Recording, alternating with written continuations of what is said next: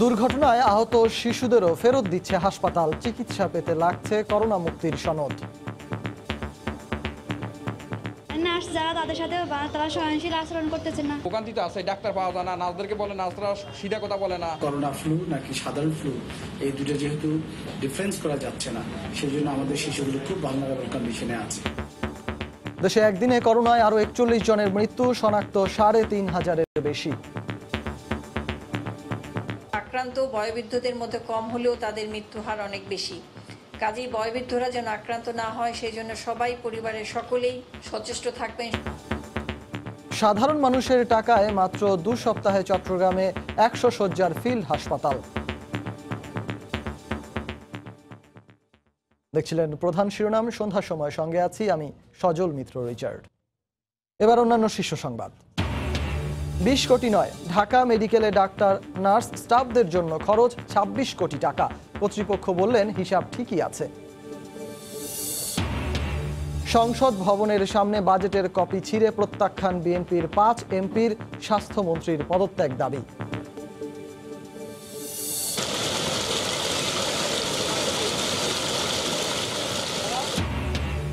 পানির তোরে ভেসে যাচ্ছে উত্তর পূর্বাঞ্চলের গ্রামের পর গ্রাম, বিপদ সীমার ওপরে যমুনার পানি, খাদ্য ও বিশুদ্ধ পানির সংকট। পদ্মার তীব্র স্রোতে বসেনি 32 নম্বর স্প্যান, বাড়তে পারে প্রকল্পের মেয়াদ। 2 মাস বন্ধ থাকার পর আবারও চালু হলো মেট্রো রেলের কাজ।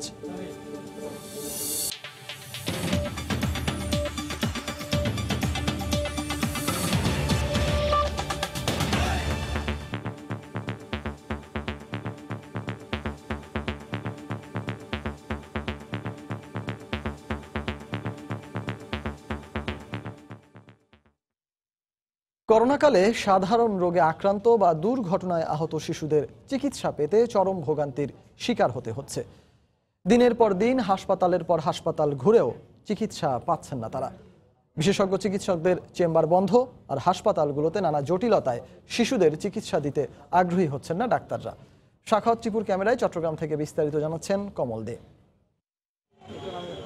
লক্ষ্মীপুরের কামাল হোসেন এবং তার স্ত্রী গত 8 দিন ধরে 4 মাসের শিশু সন্তানকে নিয়ে হাসপাতাল থেকে হাসপাতালে ঘুরছেন, কিন্তু এখন পর্যন্ত চিকিৎসার কোনো সুব্যবস্থাই করতে পারেননি। নার্স যারা তাদের সাথে তারা সহনশীল আচরণ করতেছে না, কথাবার্তা উৎকোভাবে বলে। ভোগান্তিতে আছে, ডাক্তার পাওয়া যায় না, নার্সদেরকে বলে নার্সরা সিধা কথা বলে না, ডাক্তার দেখায় দেয় না, উত্তর দেয় না, অনেক ভোগান্তি। সুস্থ বাচ্চাদের কিভাবে করোনা হবে, ওরা তো এটা জিনিসটা দেখতে হবে, না দেখতে হবে না। শত শত অভিভাবক তাদের শিশু সন্তানদের নিয়ে ঘুরছেন এক হাসপাতাল থেকে আরেক হাসপাতালে, এমনকি দুর্ঘটনায় কবলিত শিশুরও চিকিৎসা সেবা নিতে ভোগান্তির শিকার হচ্ছে। শুধুই যে সামান্য জ্বর কিংবা শ্বাসকষ্টে আক্রান্ত শিশুদের ভোগান্তিতে পড়তে হচ্ছে তা কিন্তু নয়। এসব রোগের পাশাপাশি নানা ধরনের দুর্ঘটনায় কবলিত শিশুদেরও ভোগান্তিতে পড়তে হয় এই হাসপাতালে এসে। আগে তাদের পরীক্ষা করা হয় তারা করোনা আক্রান্ত কিনা, আর এর ফলে দীর্ঘ সময় পেরিয়ে যাচ্ছে এই শিশুদের চিকিৎসায়। করোনা সংক্রমণ শুরু হওয়ার পরপরই বিশেষজ্ঞ চিকিৎসকরা চেম্বারে আসা বন্ধ করে দেন। ফলে সরকারি হাসপাতালগুলো এখন চিকিৎসার একমাত্র ভরসা, কিন্তু সেখানেও মিলছে না সেবা। করোনা ফ্লু নাকি সাধারণ ফ্লু, এই দুটো যেহেতু ডিফারেন্স করা যাচ্ছে না, সেই জন্য আমাদের শিশুগুলো খুব ভালনারেবল কন্ডিশনে আছে। হসপিটালগুলোতে কোভিড এবং নন কোভিড কর্নার অথবা ফ্লু কর্নার করে তাদের যে স্বাস্থ্যসেবা সেটা নিশ্চিত করতে হবে। শিশু রোগীদের চিকিৎসা নিশ্চিতের জন্য বিশেষ কৌশল নেওয়ার কথা বলছেন চিকিৎসক শিক্ষকরা। ক্লিনিক্যালি জাজ করে, ক্লিনিক্যালি রোগীর লক্ষণ দেখে, উপসর্গ দেখে একটু রোগীকে করে সঠিকভাবে চিকিৎসা করার জন্য, এবং পরীক্ষা নিরীক্ষা আস্তে আস্তে করাবে চিকিৎসার পাশাপাশি, আর না হয় রোগীগুলো অনেক কষ্ট পায়। 70 লাখ নগরবাসী চট্টগ্রামে শিশুদের জন্য বিশেষায়িত কোনো হাসপাতাল নেই। কমল দে, সময় সংবাদ, চট্টগ্রাম। একদিকে চিকিৎসা সেবার মান যখন এই দশা, তখন মানুষের মনে আশার আলো যোগাচ্ছে বিদ্যানন্দ ফাউন্ডেশন। মাত্র 2 সপ্তাহে চট্টগ্রামে 100 শয্যার ফিল্ড হাসপাতাল তৈরি করে করোনা রোগীদের জন্য উন্মুক্ত করে দিয়েছে তারা। সাধারণ মানুষের টাকায় নির্মিত এই হাসপাতালে বিনামূল্যে সব ধরনের সেবা দেয়া হবে, যেখানে শুধুমাত্র আইসিইউ ছাড়া বাকি সব সুযোগ সুবিধা নিশ্চিত করা হচ্ছে। সাখাওয়াত টিপুর ক্যামেরায় কমলদের আরও একটি রিপোর্ট। নগরীতে জনসংখ্যার তুলনায় হাসপাতালের সংখ্যা একেবারে নগণ্য। এর মাঝে করোনা রোগীর সংখ্যা আশঙ্কাজনক হারে বাড়তে থাকায় পুরো চিকিৎসা কার্যক্রমে ভেঙে পড়ার উপক্রম। হাসপাতালে ঘুরেও করোনা রোগীরা সেবা পাচ্ছে না। এই অবস্থায় করোনা রোগীদের সেবায় এগিয়ে এসেছে বিদ্যানন্দ ফাউন্ডেশন। পুলিশের সহযোগিতায় নগরীর পতেঙ্গা এলাকায় মাত্র 2 সপ্তাহে তৈরি করেছে 100 শয্যার ফিল্ড হাসপাতাল। আমরা এই হাসপাতালের মাধ্যমে নগরবাসীকে সহযোগিতা করতে প্রস্তুত আছি। আমরা মনে করি যারা প্রান্তিক লেভেলে যারা জনগণ আছেন, যারা করোনা রোগী, তারা এই হাসপাতালের মাধ্যমে সেবা পাবেন। এই হাসপাতালে কেন্দ্রীয় অক্সিজেন ব্যবস্থার পাশাপাশি প্রতিটি বেডের সাথে সংযুক্ত থাকছে করোনা রোগীদের জন্য অত্যাবশ্যকীয় অক্সিজেন সিলিন্ডার। এই হাসপাতালে নিয়মিত চিকিৎসকদের সাথে প্রবাসী বাংলাদেশি চিকিৎসকরা এখানে স্বেচ্ছাশ্রমে চিকিৎসা দেবেন। আমাদের সেন্ট্রাল অক্সিজেন সিস্টেম আছে, একদম কোভিড রোগীর জন্য বেসিক যা প্রয়োজন সেটির নিশ্চয়তা এখানে আছে, প্লাস আমাদের সেবা। সংক্রমণ বৃদ্ধি হওয়ার কারণে চিকিৎসা সংশ্লিষ্ট কর্মচারী পাওয়া অনেকটা কঠিন। তাই হাসপাতালে প্রস্তুত করা হচ্ছে দক্ষ স্বেচ্ছাসেবক টিম। চলছে নিবিড় প্রশিক্ষণ এবং মোটিভেশনাল কার্যক্রম। একটা হচ্ছে ফিমেল ওয়ার্ড আর একটা হচ্ছে মেল ওয়ার্ড। সুবিধা হচ্ছে সম্পূর্ণ ফ্রি, সব কিছুই। রোগীর কোনো বাইরে থেকে কোনো কিছুই জানতে হবে না, সব কিছু এখান থেকে হসপিটাল থেকে দেওয়া হবে। বৃহস্পতিবার থেকেই রোগী ভর্তি শুরু হবে। এখানে থাকবে ইনডোর এবং আউটডোর চিকিৎসা সেবা। কমল দে, সময় সংবাদ, চট্টগ্রাম। দেশে করোনায় আরও 41 জন মারা গেছেন। এদের মধ্যে 38 জন পুরুষ এবং 3 জন নারী। এ নিয়ে মৃতের সংখ্যা বেড়ে দাঁড়ালো 1888 জনে। 17,875 জনের নমুনা পরীক্ষায় শনাক্ত হয়েছেন 3,755 জন। স্বাস্থ্য অধিদপ্তরের নিয়মিত বুলেটিনে এ তথ্য জানানো হয়। আক্রান্ত বয়োবৃদ্ধদের মধ্যে কম হলেও তাদের মৃত্যুর হার অনেক বেশি। কাজেই বয়োবৃদ্ধরা যেন আক্রান্ত না হয় সেই জন্য সবাই পরিবারের সকলেই সচেষ্ট থাকবেন, সতর্ক থাকবেন, সচেতন থাকবেন। আপনারা আপনাদের শিশুদেরকে দুগ্ধ পান করাবেন এবং অবশ্যই আপনি মাস্ক পরে নিয়ে শিশুকে দুধ পান করাবেন। করোনার সবশেষ পরিস্থিতি নিয়ে স্বাস্থ্য অধিদপ্তরের বুলেটিন বিশ্লেষণ করেছেন সহকর্মী আজহার লিমন। আজকের বিশ্লেষণে করোনা সংক্রমণের আজ 116তম দিন। প্রায় 4 মাসের অব্যাহত সংক্রমণে রোগীর সংখ্যা প্রায় 1.5 লাখ ছুঁই, মৃতের সংখ্যা 2000-এর কাছাকাছি। আজকের বিশ্লেষণে তুলে ধরব কোভিড পরিস্থিতির নানা দিক। শুরুতেই গেল 24 ঘন্টার সার্বিক চিত্র। গেল 24 ঘন্টায় পরীক্ষা করা হয়েছে 17,875 জনের নমুনা, যাদের মধ্যে কোভিড শনাক্ত হয়েছে 3,775 জনের দেহে। গেল 24 ঘন্টায় মৃত্যুবরণ করেছেন 41 জন। মোট মৃতের সংখ্যা দাঁড়ালো 1,888 জন। গেল 24 ঘন্টায় সুস্থ হয়েছেন 2,484 জন। মোট সুস্থের রোগীর সংখ্যা দাঁড়ালো 62,102 জন। করোনায় আক্রান্ত হয়ে গেল 1 মাসেই মৃত্যুবরণ করেছেন 3 ভাগের 2 ভাগ রোগী। আমরা যদি রেখাচিত্রটা দেখি, 18 মার্চ প্রথম রোগী মৃত্যুবরণ করে করোনায় আক্রান্ত হয়ে 1 জন। এর 1 মাসের মাথায় এর মৃত্যুবরণ করা রোগীর সংখ্যা দাঁড়িয়েছিল 84 জন। 18 জনের সংখ্যাটি দেখছি আমরা 1,343 জন এবং 1 জুলাই এই সংখ্যাটি দাঁড়িয়েছে 1,888 জন। শেষ করব দক্ষিণ এশিয়ার সর্বাধিক আক্রান্ত দেশগুলোর সঙ্গে তুলনা করে। আমরা দেখতে পাচ্ছি যে দক্ষিণ এশিয়ার মধ্যে ভারতের সব থেকে বেশি রোগী রয়েছে। শুধু দক্ষিণ এশিয়ায় না, ভারত সারা পৃথিবীর 215 দেশ এবং অঞ্চলের মধ্যে 4র্থ আক্রান্ত দেশ। এখানে প্রতি 100 নমুনায় করোনা শনাক্ত হচ্ছে 6 জনের বেশি, 6.63%। মৃতের হারটা আমরা দেখতে পাচ্ছি 2.97%। দ্বিতীয় অবস্থানে রয়েছে পাকিস্তান, তৃতীয় অবস্থানে রয়েছে বাংলাদেশ।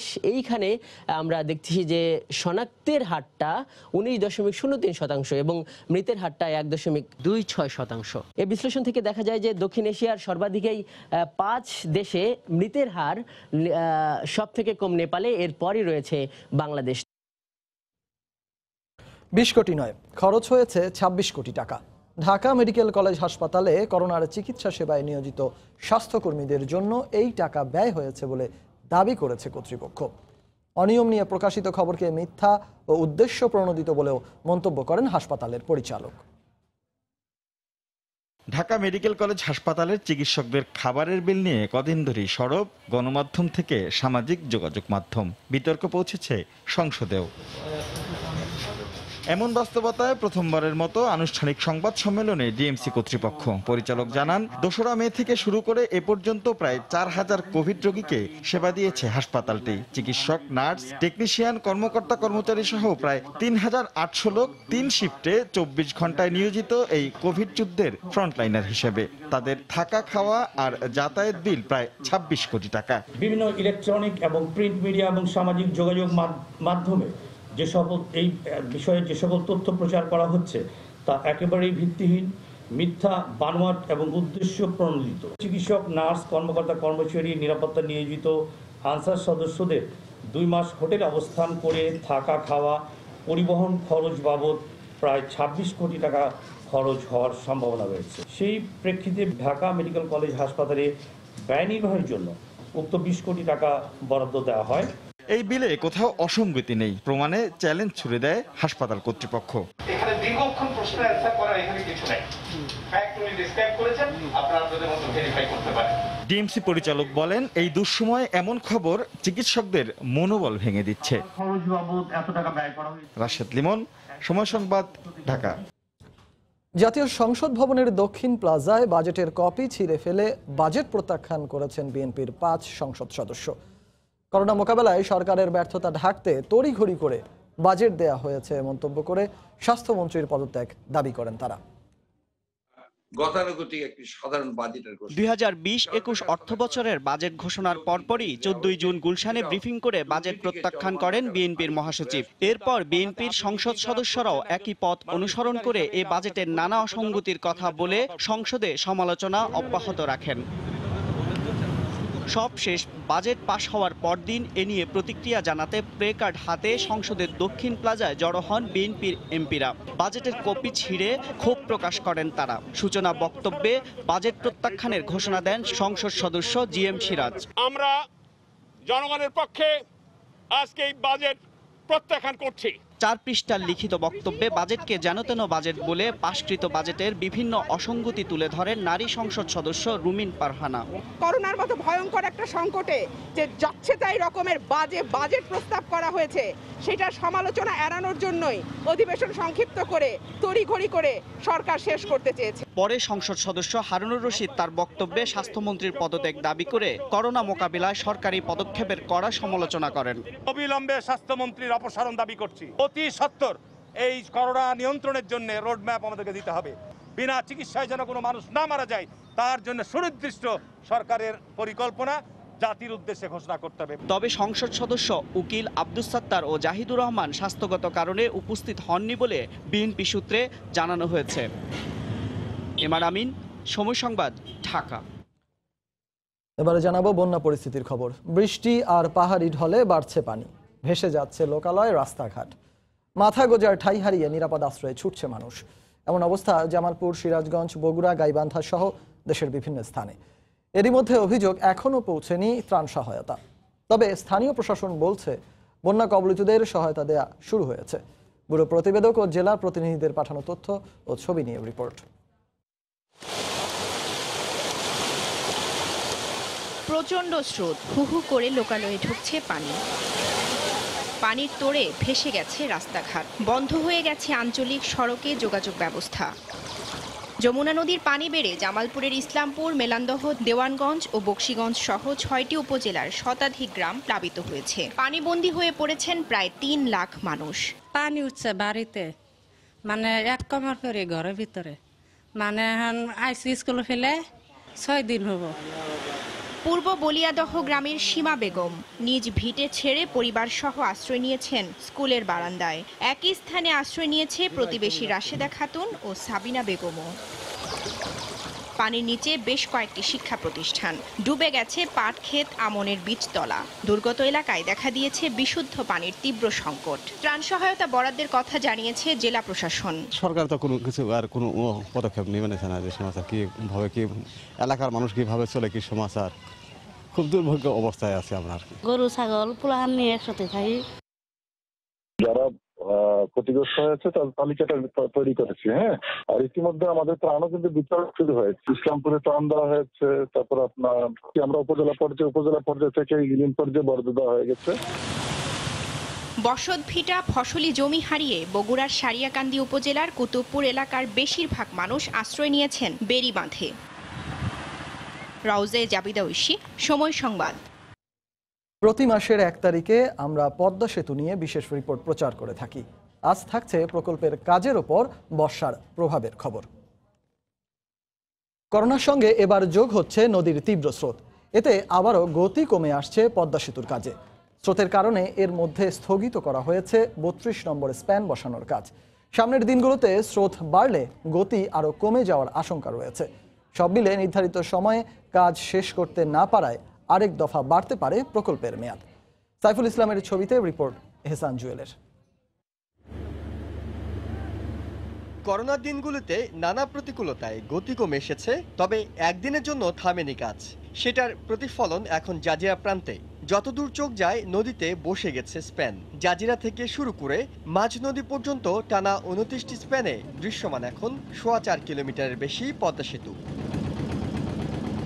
বাকি আছে মাত্র 10টি স্প্যান বসানো। পরিকল্পনা ছিল জুনের শেষ দিকে 32তম স্প্যান বসানোর। সাধারণত প্রতি সেকেন্ডে 1.52 মিটারের বেশি স্রোত হলে স্প্যানবাহী ক্রেনটি চালানো যায় না। সেখানে নদীতে এখন স্রোত 2.2 মিটার। সব প্রস্তুতি সেরে স্প্যানটি ট্রেনে তোলার পরও সেটিকে আবার ইয়ার্ডে ফিরিয়ে আনা হয়। সব মিলে প্রকল্পের কাজ ব্যাহত হচ্ছে নানা প্রাকৃতিক প্রতিকূলতায়। প্রতিকূল পরিবেশ, এর মধ্যে বর্ষা, বৃষ্টি, সেডিমেন্টেশন, এগুলো তো প্রাকৃতিক কিছু দুর্যোগ বলতে প্রাকৃতিক কারণ আর কি। করোনা ভাইরাসের জটিলতা শুরুর পর সেতুর 41টি স্প্যানের মধ্যে 2টির মালামাল চীনে আটকা পড়ে। প্রায় 1.5 মাস সমুদ্র যাত্রা শেষে 30 জুন সেটি মাওয়ায় পৌঁছেছে।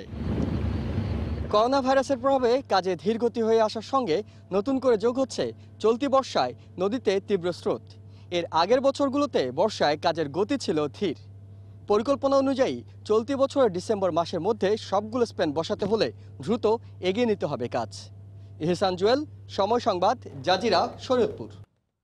করোনার কারণে 2 মাস বন্ধ থাকার পর স্বাস্থ্যবিধি মেনে শুরু হয়েছে মেট্রো রেলের কাজ।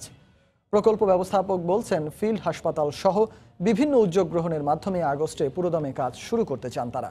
বিমান ও নৌ যোগাযোগ চালু হলে মেট্রোর পরীক্ষামূলক চলাচল শুরু করা যাবে বলেও নিশ্চিত করেন মেট্রো ব্যবস্থাপক। আজহার লিমনের রিপোর্ট, ছবি তুলেছেন SM সালাউদ্দিন।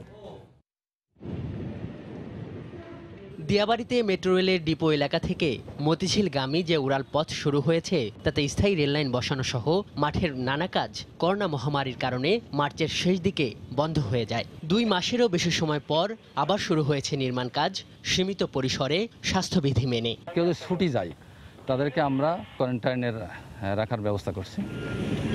70 নম্বর পিয়ার এলাকায় নির্মাণ করা হচ্ছে শ্রমিকদের কোয়ারেন্টাইন ভবন। কর্তৃপক্ষ বলছে, করোনা বাস্তবতাকে মেনে নিয়েই তারা কর্মপরিকল্পনা সাজাচ্ছেন। প্রকল্প সংশ্লিষ্ট কর্মকর্তা কর্মচারীদের নিয়ে তৈরি করা হচ্ছে একাধিক বিকল্প গ্রুপ, যাতে কার্যকরভাবে সঙ্গ নিরোধ করা যায়। আমরা কয়েকটা হাসপাতালের সাথে ইতিমধ্যে আমরা চুক্তি করেছি। একটা জায়গা আমরা তৈরি করার চেষ্টা করছি যেখানে আমরা নিজেরাই কোভিড টেস্ট করতে পারবো। মিরপুর DOHS পর্যন্ত এমন নানা কাজে ব্যস্ত দেখা গেল বিদেশিদের। তবে পুরো ছন্দে ফিরতে অপেক্ষা 12 জন জাপানি পরামর্শকের ফিরে আসার। 1-2টা ট্রানজিট করে যদি বাংলাদেশে আসা যায়, সেই ক্ষেত্রে আমরা তাদের সাথে আলাপ আলোচনা করে যাচ্ছি। মেট্রো রেলের উত্তরা থেকে আগারগাঁও পর্যন্ত অংশের 11 কিলোমিটার উড়াল পথ নির্মাণ শেষ হয়েছে। কথা ছিল জুন থেকে শুরু হচ্ছে ট্রায়াল রান। এই লাইনের উপর চলাচল শুরু করবে মেট্রো রেল। কিন্তু করোনা পরিস্থিতি ওলট পালট করে দিল অনেক কিছুই। প্রকল্প সংশ্লিষ্টরা বলছেন, ট্রায়াল রানের জন্য জাপানের কারখানায় প্রথম সেট কোচ তৈরি হয়ে যাওয়ার পর দ্বিতীয় থেকে পঞ্চম সেট কোচ তৈরি হচ্ছে। সংকট কেটে গেলে সমুদ্র পথে জাপান থেকে যা বাংলাদেশে নিয়ে আসা হবে। মেট্রো রেলের ডিপো এলাকা থেকে আজহার লিমন, সময় সংবাদ, ঢাকা। টাকা দিয়ে এডিসের লার্ভা ধ্বংসে ঢাকা দক্ষিণ সিটি কর্পোরেশনের সেবা নিতে পারবেন বাসিন্দারা। এজন্য অনলাইনে আবেদন করতে হবে। বছরব্যাপী সমন্বিত মশক নিয়ন্ত্রণ কার্যক্রমের অনলাইন সেবার উদ্বোধন করেন মেয়র শেখ ফজলে নূর তাপস। তিনি বলেন, নতুন এই কার্যক্রমে নাগরিকরা তাদের বাসা বাড়ি পরিষ্কারে আরও আন্তরিক হবে। এডিস মশার প্রকোপ বেড়ে যাওয়ায় গেল বছর দেশে ভয়াবহ আকার ধারণ করেছিল ডেঙ্গু। এরপর থেকে এডিসের লার্ভা ধ্বংসে ঢাকার 2 সিটি কর্পোরেশন থেকে নেওয়া হয় নানা উদ্যোগ। কয়েক দফা অভিযানে রাজধানীর বাড়ি বাড়ি মেলে এডিসের লার্ভা, কিন্তু অনেক বাড়ি এই অভিযানের বাইরে থাকায় এবার নাগরিকদের জন্য টাকার বিনিময়ে সেবা দেওয়ার ঘোষণা দিয়েছে দক্ষিণ সিটি কর্পোরেশন। ৩ কাঠা পরিমাপের 5 তলা পর্যন্ত বাড়ির প্রতি ফ্লোরের জন্য নির্ধারণ করা হয়েছে ২,০০০ টাকা। 5 কাঠা এবং 10 কাঠা পরিমাপের 10 তলা পর্যন্ত নির্ধারণ করা হয়েছে ২,৫০০ টাকা থেকে ৩,৫০০ টাকা পর্যন্ত। 10 তলার উপরে বেজমেন্ট সহ নির্ধারণ করা হয়েছে ৫,০০০ টাকা। এছাড়া বাণিজ্যিক ভবনের জন্য গুনতে হবে ৮,০০০ টাকা। এজন্য ডিএসসিসির ওয়েবসাইটে আবেদন করতে হবে। মশক নিধনের বছরব্যাপী নানা উদ্যোগের পরও যেখানে শতভাগ লার্ভা নিধন সম্ভব হয় না, সেখানে টাকার বিনিময়ে এ সেবা কতটুকু ফলপ্রসূ হবে প্রশ্ন ছিল মেয়রের কাছে। সবাই প্রযুক্তি নির্ভরই পছন্দ করে, সেই প্রেক্ষিতে আমরা প্রযুক্তি নির্ভর একটি সুযোগ তাদেরকে করে দিলাম। কাজটা করার একটা নিম্নতম একটা খরচ যেটা হয় সেটাকে ধরে রাখা হয়েছে, যদিও অনেক টাকা কিন্তু আসলে খরচ হয়, আমাদের বাজেটও সেরকম রয়েছে। আমরা জরিমানা থেকে অনেক কম একটা মূল্য রেখেছি। 3 কার্যদিবসের মধ্যে গ্রাহককে সেবা পৌঁছে দেওয়ার আশ্বাস দিয়েছে কর্তৃপক্ষ। ব্যাপক সাড়া পাচ্ছি। মুন্নাফ রশিদ, সময় সংবাদ, ঢাকা। এ পর্যায়ে শীর্ষ সংবাদ জানিয়ে দিচ্ছি আরেকবার। দুর্ঘটনায় আহত শিশুদেরও ফেরত দিচ্ছে হাসপাতাল। চিকিৎসা পেতে লাগছে করোনা মুক্তির সনদ। দেশে একদিনে করোনায় 41 জনের মৃত্যু, শনাক্ত ৩৫০০-এর বেশি। 20 কোটি নয়, ঢাকা মেডিকেলে ডাক্তার, নার্স, স্টাফদের জন্য খরচ 26 কোটি টাকা। কর্তৃপক্ষ বললেন হিসাব ঠিকই আছে। সংসদ ভবনের সামনে বাজেটের কপি ছিঁড়ে প্রত্যাখ্যান বিএনপির 5 এমপির, স্বাস্থ্যমন্ত্রীর পদত্যাগ দাবি।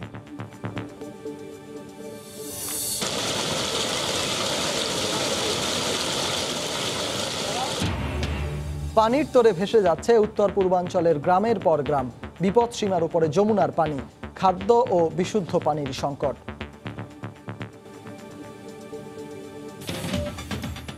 এই ছিল সন্ধ্যার সময়ে আপনার মোবাইলের সময় সংবাদ দেখতে ও সব খবর পেতে ডাউনলোড করুন সময় অ্যাপ আর সঙ্গে থাকুন সময়।